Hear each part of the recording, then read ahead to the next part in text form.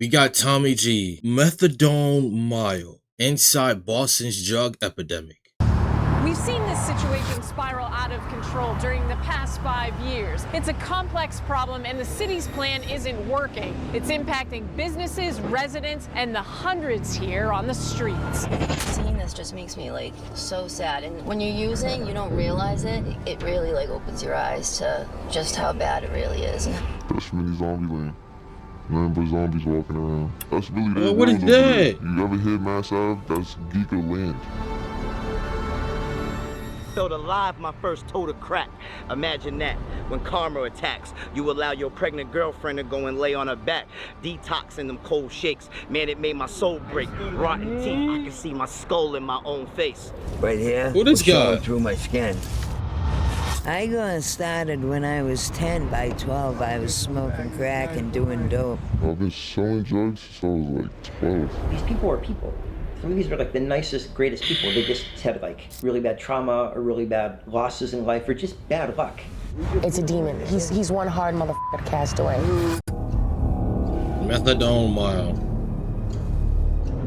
Perhaps no place in America better exemplifies the opioid epidemic than Boston's methadone mile. Each morning, hundreds of addicts line up at methadone clinics to get their dose, hoping today won't be the day that they relapse. In the 90s, Big Pharma flooded the market with pain pills, getting millions hooked and walking away with billions in profit. All like while that facing now. little to no consequences. But the aftermath of what they did is still visible in the streets of Boston today.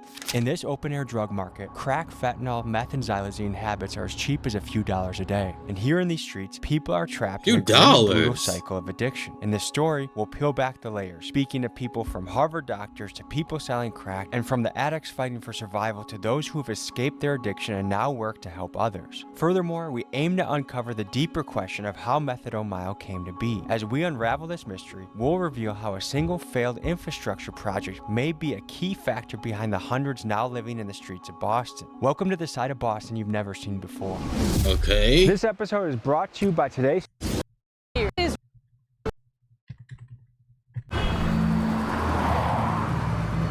Austin, Massachusetts. Is that correct? If there's any place in America that's been affected by the opioid crisis, this has to be one of the ground zero spots. So something interesting in history, guys, is that way back in the day, Boston had a very booming opium trade. And actually that's one of the main hospitals in the area of Methadone Mile, Mass General. The endowment was funded by the opium traders. And we got a lot of Chinese folks addicted to opium. Fast forward to today, now Chinese fentanyl is flooded our streets, and the very hospitals that were created from that wealth of the opium is now being used to help fight fentanyl addiction. So it's interesting the parallels of history, how it weaves and ebbs and flows. The first guy we're going to meet with is a guy by the name of Eric, who also goes by his rapper name Exit Fame. By day, he's a recovery specialist that helps people Exit Fame, but he wants to enter fame and get better. And by night, he's an artist. He's a rapper. He's actually on tour right now. Nice to meet you, man. Nice to meet you. Welcome, guys. Good, good. What this is, this area, this is what they called it: Mass Ave, Mass and Cass, Methadone Mile. This is a halfway house right here. It houses like 90 guys. A lot of craziness happens in there. I've been to a lot of halfway houses myself. I've been out here, stuff like that, but.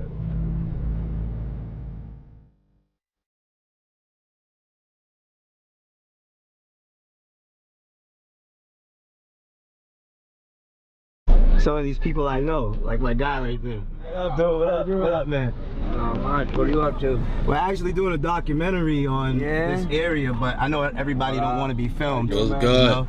Might have a couple bucks for you.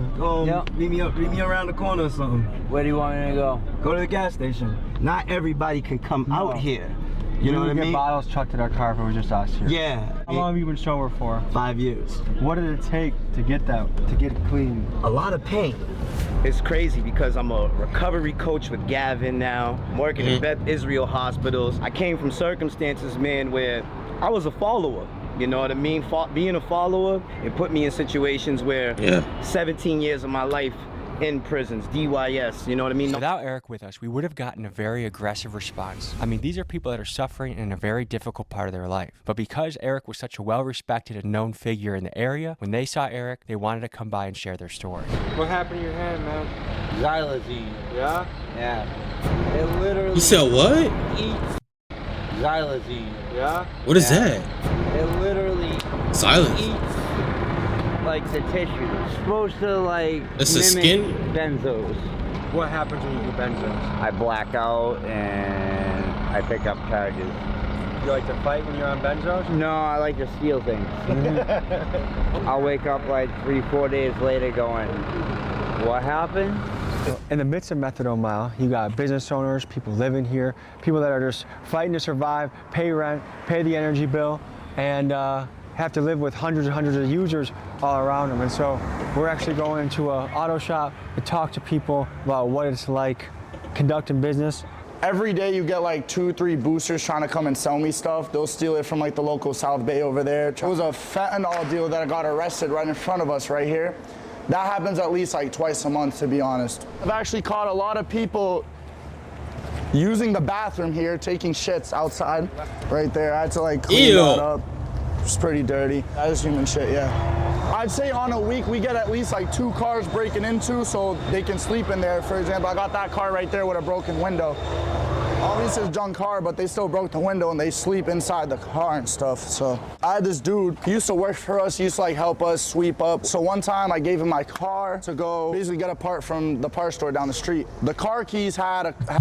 You still got a lot more video to go, but I just want to say this is why your choices matter, no matter how little you might think it is. One choice, you can choose to do one drug and stuff like this can happen, bro. Just be careful.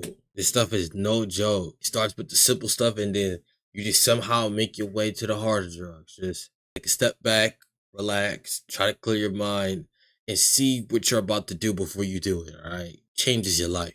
Had the keys to the shops. Me, I wasn't thinking that he would go to Home Depot and copy the key, which is exactly what he did. He came in with that copied key, stole the whole shop, basically robbed it all. Robbed TVs, even robbed the vehicle that was in here. You can see like what a mess it was. Like honestly. what's currently being worked like on? Pipes on the ground. There was I'd say at least like 10 needles, to be honest, because he came with like at least 4 people. So you tried to employ people from the area? Yeah. And try to help them, but yeah. Would you do it again? They just... No. Well, we've been in a couple facilities. Yeah, they made that their reputation. Treatment like 2019, 2018, been with him, you know, but he's a good dude. My man cleans up nice. I believe in him. You know? I'm a primary care physician at Massachusetts General Hospital, and I teach medicine at Harvard Medical School. Yeah, the recovery process off of opiates is awful. First of all, you're physically addicted, and it's miserable to come off the opiates. How accessible is recovery in the city? It's good. There's a very good support So it's not even a system, mental thing, it's all physical. All the old people I watched either die, end up in prison, or institutions, you know? It even runs in my family. Is that when you were growing up, when you were young too? Yeah. I started seeing it when I was young, you know. What do you see as the way out of all of this? I know that the only way out of all of this is to do the right thing, make a step to change your life, and, you know, get sober. You get addicted, your sort of emotional connection unfortunately becomes with the drug itself, and you sort of tune out other people. So the minute you take the drug away, you're very become lonely, together, and you're just kind of stuck in this awful place where you're. And then third of all, you're dealing with all the chaos that you've created in your life. I think some people are lucky, but most people create quite a mess. Like my mother's in addiction, you know? And she's like the most important person in my life. I can be there for her, be around her, and I know that if she's in active addiction using, I can't change her or make her better, you know, you have to want it on your own. I am an Alcoholics Anonymous. Shout out to all the fellowships out there that's helping people change their lives. My father had this disease, because we do believe that this is a disease, and got to a point where he was sneaking drugs out of my stuff, and one day I found him dead in the house. I had to smoke crack to deal with life. I had to use dope to deal with life. But now I'm stealing from my mother. I'm stealing from my kids. And the craziness that I did to get the next It's crazy one. how it all could be a trickle effect. While they're still running, only to find that there's a baby in the back. I'm playing with my life now just to get high or steal something from someone's car I haven't used since 2019, August 3rd. For anybody out there watching this, man, and seeing the reality of what's really going on, nobody wants to be in this situation. We all looking for a way out, and that's why it's never go back. Never go back. I like that.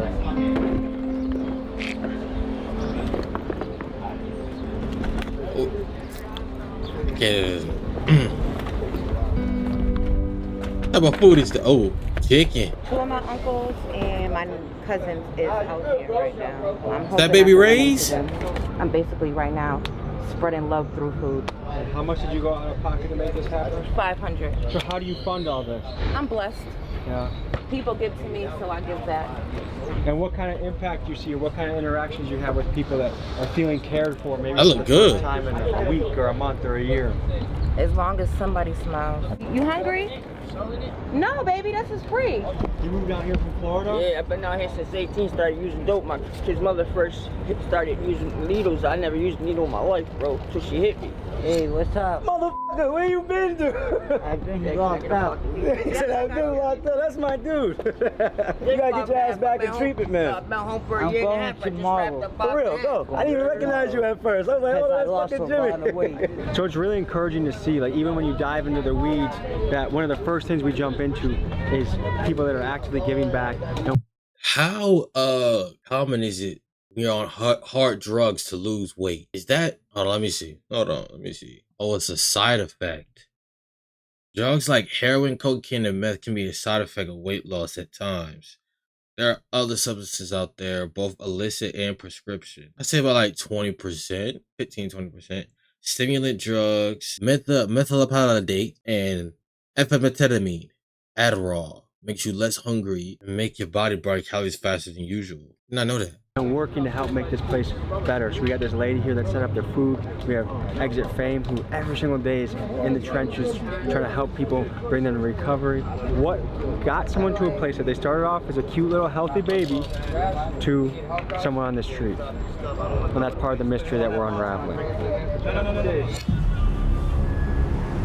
This is sad to see.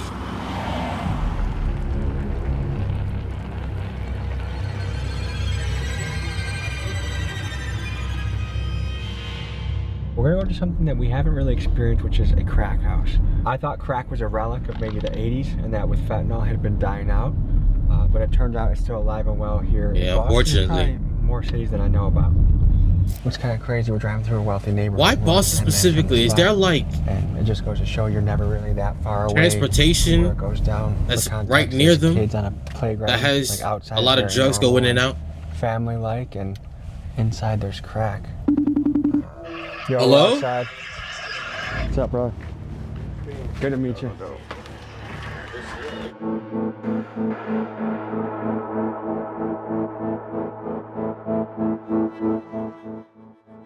Alright, you here with Chef Twin. We're gonna show you Chef how to Twin turn this into a cookie. I don't know what that is, man. I'm not sure I do. Turn into a cookie. Nah, I'm not I've been selling drugs since I was like 12. I learned how to chef when I was like 16. What do you think about the risks of this business? There's always a bunch of risks, but that's what comes with it. You gotta take risks to get rich. That's my motto. Is that baking soda? Is there such thing as secondhand high just from cooking it? I think you guys wanna, this is around the time where it'll start doing that. But if you can see, it Well, that's a stink, don't it? Ugh. Do you ever feel bad for the fiends? Not really. I actually love my fiends too. I don't be feeling bad though. I feel like whatever you're consuming is on you. When you look at Mass Ave and all the people outside on the street, what role do you play in all of that? I'm there for them. They're gonna get it one way or another. I'm just helping them out, making it easy for them. In the last 7 days, how much money would you say you've made doing this? Probably like 4,000. Nothing too crazy. Have you ever lost a client? Yeah, 4,000, nothing too crazy. She got high in front of her. She just kept getting high. Kept getting high. Just kept buying.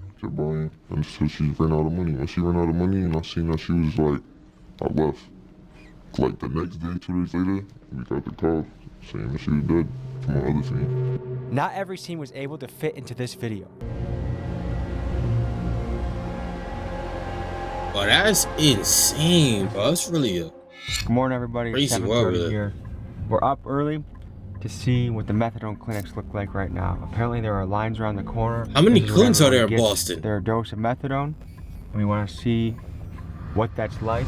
Opioid withdrawals are often so intense that they stop people from even trying to detox. But instead of enduring the agony of going cold turkey, many users turn to the synthetic opioid methadone. While some say it's just another drug for users to get hooked on, others celebrate methadone's ability to reduce substance cravings and withdrawal symptoms. And that's why you see all these people lined up here early in the morning at these methadone clinics. For some, it's their lifeline to recovery.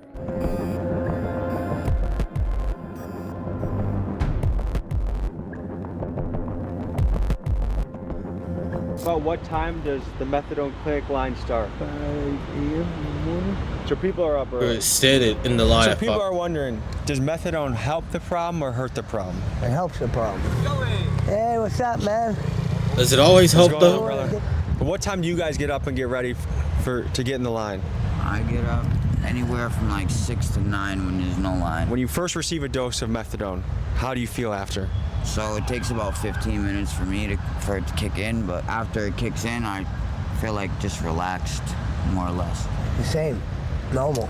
Like, is there a high or a buzz? Is it a stimulant? So would you say it helps your life? Definitely, it honestly saved my life.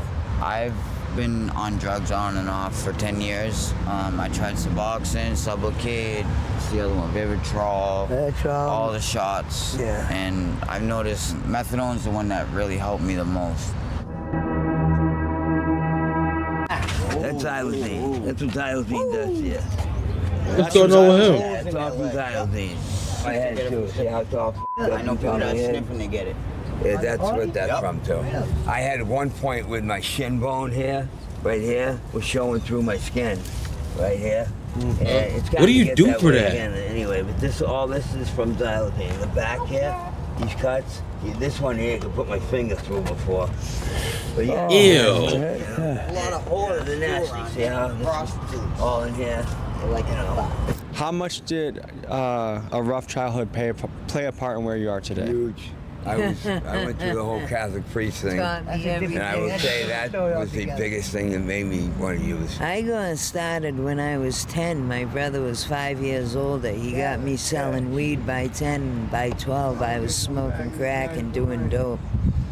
Where were your parents and Is that not a nuts thing to say? Like, that's crazy to have to, first of all, be doing it in the first place, but to be doing at that age, 10 and 12, you're supposed to be in elementary school and middle school watching fish hooks and bubble guppies and whatever the case might, Mickey Mouse. That's crazy. On the street selling. Her parents had to be a-holes. No parent. Too busy to give a fuck about us. My father just beat the shit out of us every day. And my mother kind of wished she never had us. She said it all the time. And she didn't even cry when my brother got murdered after he did 12 years in Walpole.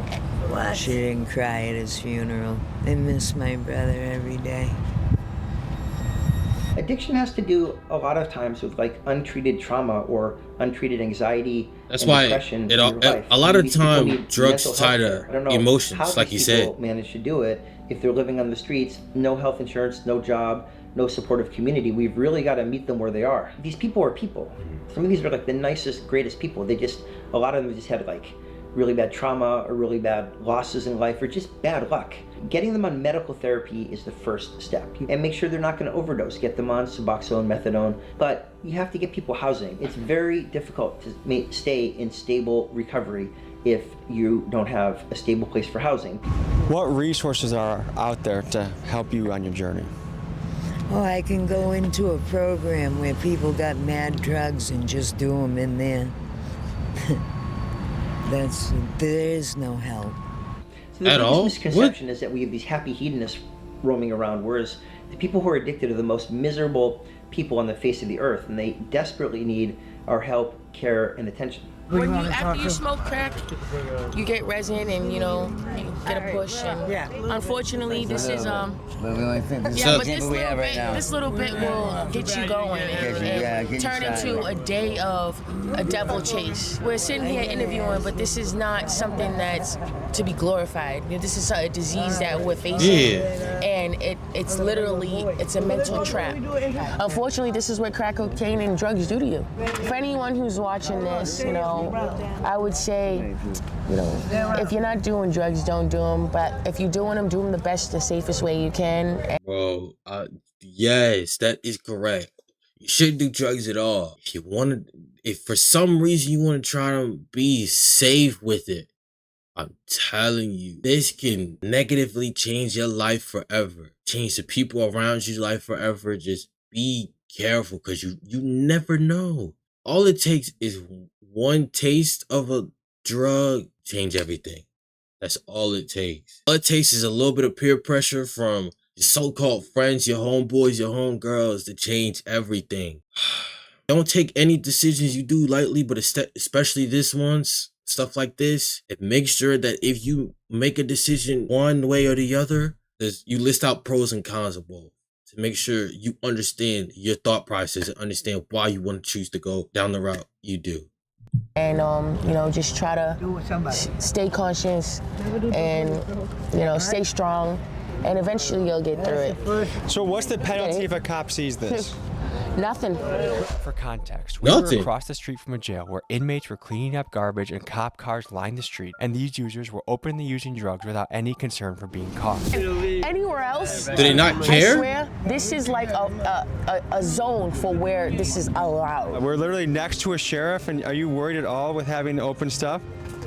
No, I would never hit you, don't worry. I'm precision with that thing. Good to see you, brother. Good to see you. My name's Maddie, bro. Nice to meet you. Here, walk and talk How with you doing, me. Maddie? We're doing a methadone mild documentary. Exit, what's up, brother? See all the big hitters out here right today. here. Congratulations. Yeah, man. Sober house. Yeah, thank you, bro. I heard.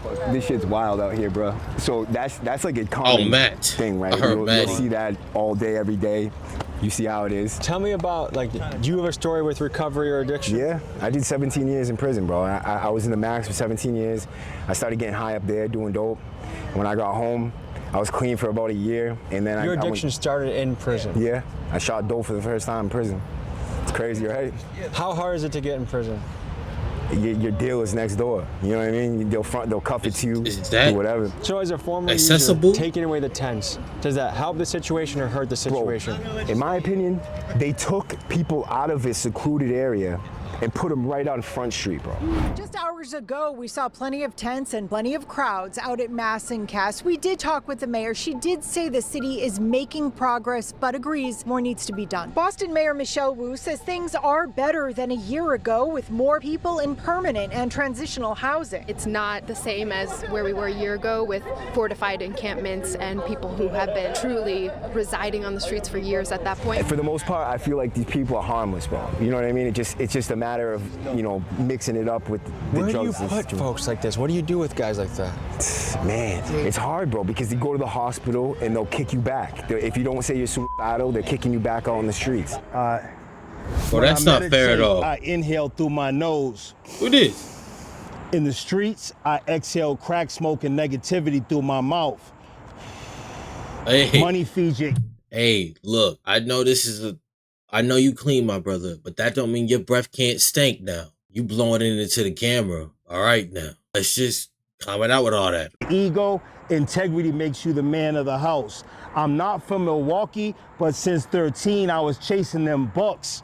Being mentally locked in is better than being physically locked up.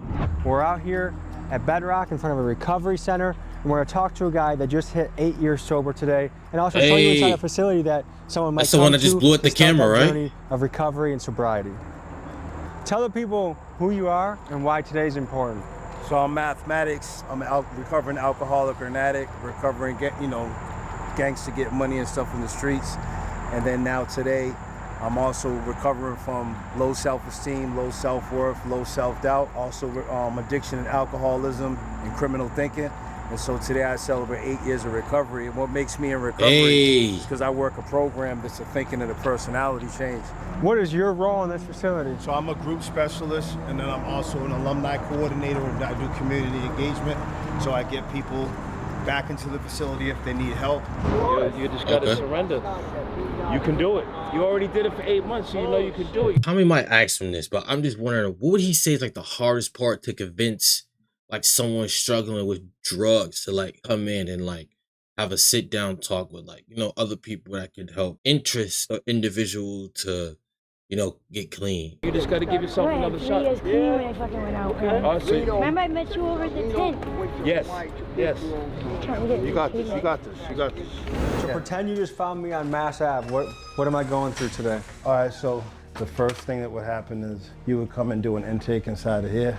Okay. There'd be like a nurse. You get like some toiletries, and this is where they do the intake. They ask you like what you're detoxing from, a whole plethora of questions, and then the nurse clears you to Make go sure it's the right upstairs treatment for you. to either residential, if your urine's clean, if you're stable.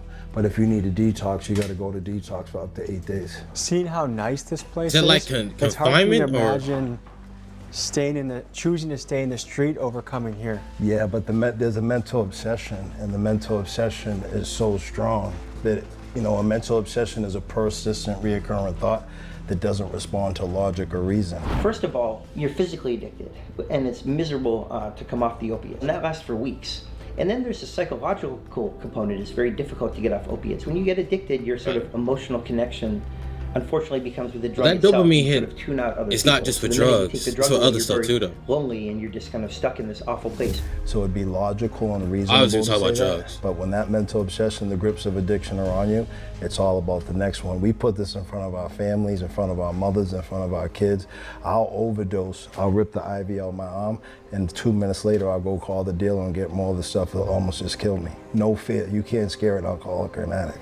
So I would come down to So it's like no get my thought dose, process. and then after you get your dose, and then you walk up this way, and when I would stop walking up this way, it would be to like sell pills, either buy some crack. Sometimes I would get high over here behind these trailers. So this is the infamous McDonald's. Before you could sell drugs out there in the open like it's going now before COVID, most of all the drugs were sold through the McDonald's right here. What is the recovery rate? If they come in here for an 8-day treatment, what is the percentage chance they're gonna? 1 out of 10 make it to 30 days.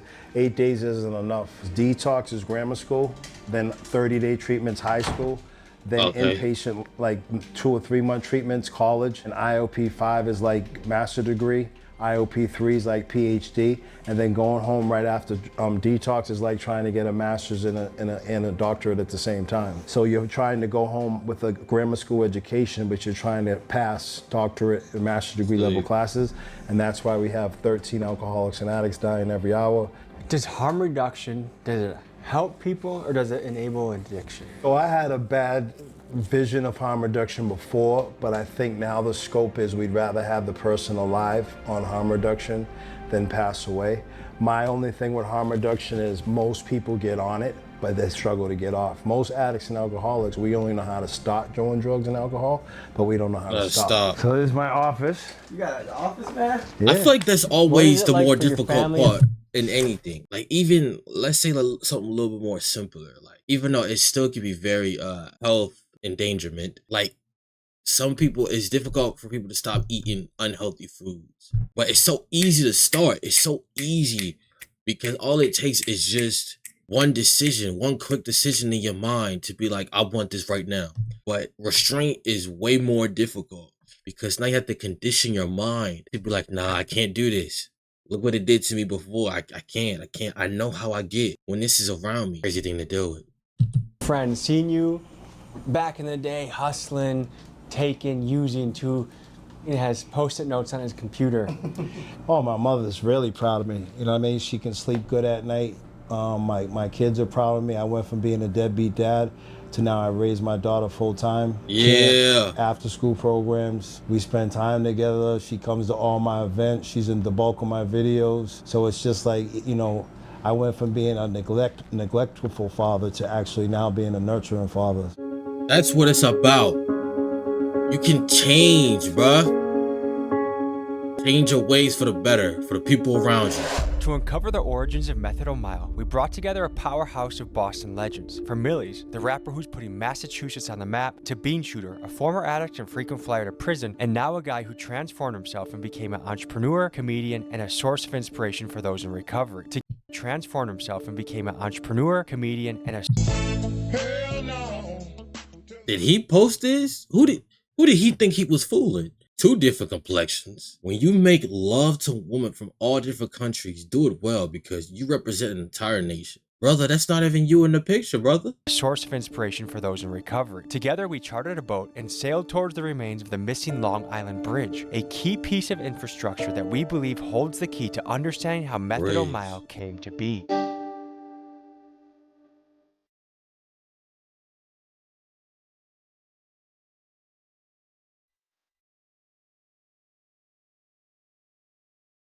So fellas, we're right by Long Island and Quincy. Tell me what this island means to you in your journey. As far as I go, you know, I was always going out there to detox in Long Island or Andrew House recovery on the island, which you could go out there to detox. They used to drive you over the bridge. They used to have these buses at night and all the homeless people line up, and it had a fenced-in area, and they'd bus them all over here at night, and then in the morning, you know, you'd go back. And then when they closed the island, they closed the detoxes, and the homeless were scattered all about, and they all ended up down on Mass Ave. Tommy, this is where we can dock up right here. So we're pulling up on the dock of Long Island, Quincy. From what I understand, it's entirely abandoned. So we're gonna check it out. Long Island, Quincy. Investigate. It's like some Shutter Island type shit. We might have to hop a couple fences. Boston PD, you guys can come get me in Milwaukee, all right? Why would he say that? Back behind these trees and all the way down, we have monitored by living CCTV. Homes, recovery homes, juvenile detention facilities, and this is where people would get bused back. They'd be going through detox. They go bus back from Boston to here, and so you had a contained population transported, yeah, that weren't out on the streets. There's a ripple effect. There's a domino effect.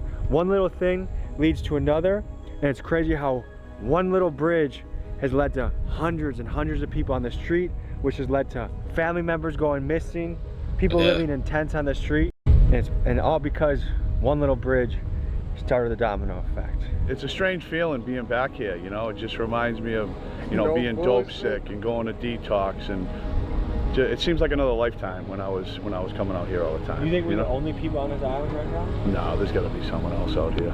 Someone's there. It's the perfect place to hide out. Ski! Ski! It feels almost like we're watching the decay of America in slow motion. I mean, 100%. We're this Why did he just do that? prosperous country, but we have these cities with all these addicts on the street. We have abandoned buildings with wooden boards over the windows. It's almost embarrassing because when most countries think of America, they don't think of this. Everybody says we want to help addicts, we want to do this.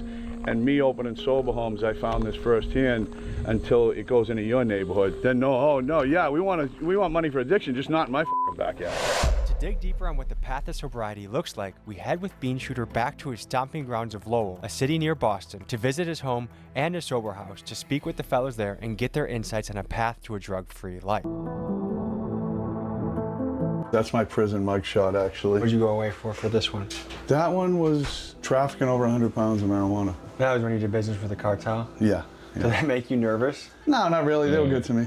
They're good people. So when I got custody of my daughter, it was only 2 bedrooms, me and my father, and that was my bedroom. I had to make a bedroom up here, which is like a prison cell. This is how I live. Tommy don't believe it. Look at the obligatory ice pick next to the bed. This is when I'm gonna climb down the ladder to piss at night. I'm a real fucking Viking. You really piss that every Sometimes night? I have to, Tommy, you know? Sometimes I have no fucking choice. Over your lifetime, how much time did you spend in prison? I've been asked that a lot. About 13, 14 years. That's a long ass time. Yeah, but on the installment plan. Oh, this is installment plan. This is my first sober house I bought. Want to see the house inside? Yeah. That's me. It's my old Doing house. time like a gentleman since 1985. Yeah, too.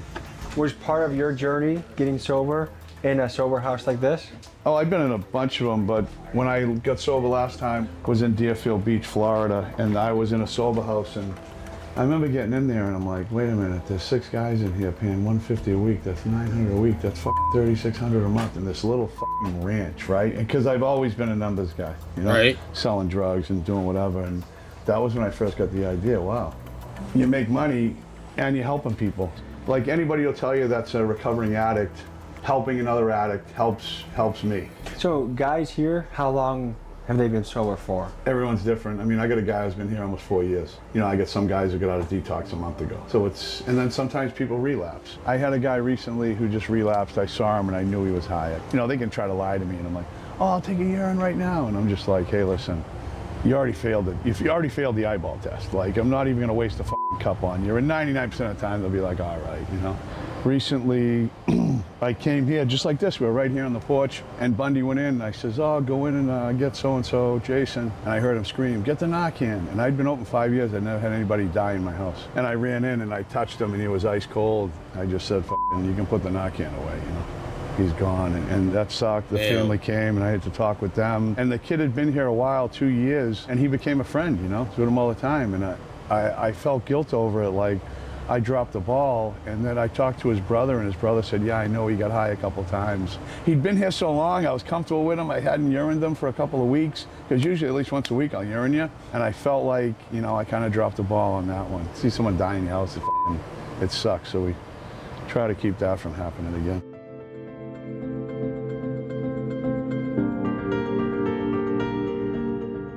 So Lopez, tell me, how far into your journey of sobriety are you? Right now, I came here November 6th of last year, but my recovery is good. You know, it's been a struggle and a roller coaster. How many days in are you? Altogether, since last year, it would have been 10 months. Just driving around here, even a few blocks around here, there's a lot more people out in the park. Nobody said it's gonna be easy, man. I'd imagine if your number one goal is to be sober and then you're surrounded by people that are using 2 blocks away, 3 blocks away, does it make that journey difficult? No, because sometimes, you know, when I leave out of here, I pray, I say, God, you know, just lead me in the right path. And I go from here straight to the recovery cafe. You know, I don't like to pass through the park today because they all know me. I know everybody from Lowell. And, you know, it breaks my heart just to see a lot of my friends on active addiction and I can't do nothing about it, you know. How many people do you think you've lost to fentanyl? I've lost a lot, over 30 at least. I've 30 seen a lot of dead people in my life, man. A lot of faces that I'm always dreaming about. You get traumatized, man. Look at that guy's colors, blue and gray. I mean, it's just sad, you know. Lopez, thank you for sharing your story, man. We wish you the best on your journey, okay? All right, man. You managed Other people to the this same house. thing. It's One of the got to be biggest hurdles keeping gut wrenching. 12 other people in this house sober. They go out, they do their thing, they come back in here, and a lot of them, they start drinking, they start doing whatever, dope, whatever. And I'll try to work with it. You go to rehab for a couple of weeks. If not, you get the fuck out. So have you had to kick someone out before? Yeah. A taxpayer might say, why am I funding addicts getting free needles, free pipes when I can barely pay rent? What do you think about that? I don't know, it's almost like you're encouraging. I don't know, it's a 50-50. It can go swing both ways. Mr. Kranowski, so how long you been sober now? So now... I feel like that's the best answer he's gonna give. Anything else He's the manager of my other sober house. So Bundy's the manager of this one, Brian's the manager of my other one. It was the perfect place for me. This is good stuff. A lot of good stuff goes on here. I got my old job back. I beat the case. That's told me good. Beat the case. You get your job back. Got my old job back. Just bought a car. First time in 15 years, about 20 years. I'm making moves right now. Making moves. Yeah. So basically, we had these big corporate companies like Purdue Pharma, the Sackler family, pushing tons of this stuff out. Then people are starting to get, that starts the addiction journey. None of them ever went to jail. None of them ever got in trouble. They're still very rich. And meanwhile, millions of Americans now are ruined so many struggling. lives, yeah. What do you guys think about that? They should be fucking hung by their balls. It's corporate greed. Hung by their cojones? It's corporate greed. Gentlemen, hey, I just want to say, I wish you guys the best on your journey. Not wrong. Thank you for sharing your story. Take care. It's honestly fucked up that Big Pharma He's can run smoking? amok, racking up billions in profit and leaving a trail of millions in misery in their wake. Also, a few top shareholders can pop a cork from their stupid yacht. I wish we had politicians that actually represented the people and protected Americans from companies that care nothing for their impact on the world, but only for their financial bottom line. But perhaps I'll address that in a future episode when one day this channel goes on an absolute fucking rampage exposing Big Pharma. And while we all are aware that some shadowy corporate villains are in our crosshairs, let's end this episode by celebrating the local heroes striving to make a difference. Exit Fame, Mathematics, and Bean Shooter. I have their Instagrams tagged in the description. Please blow them up with positive messages. And finally, to the people out there struggling to be sober, I'm rooting for you. You got this. I'll see you guys Me next too. Y'all got this. Come on. Y'all got this. Don't let anyone think you can't do it. You can do it. It just takes time. You gotta be a little patient, that's all. But hey, if y'all new to the channel, subscribe. If you like the reaction, like and subscribe. Also, I did just drop my reaction to Will Tennyson training with a rock climbing champion. If you want to see that, or AMP debate, I want to see either one of those. They'll be up on the screen. Subscribe to the channel. I've been Zai, and I'm out. Peace.